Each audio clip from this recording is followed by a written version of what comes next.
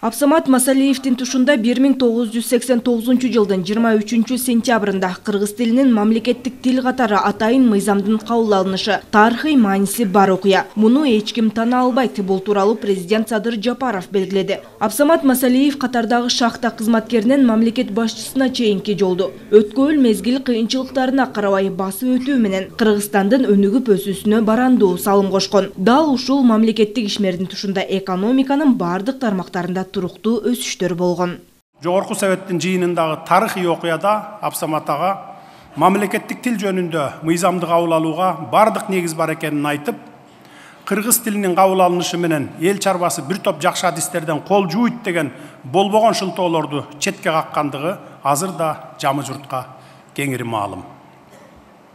Ал эми Жогорку Советтин төрагасы болуп иштеп турган маалда өз тагдырын эл тагдыры менен өзөктөш караган кыргыз парламентинин тарыхындагы эң жаркын атуулдардын башында турган.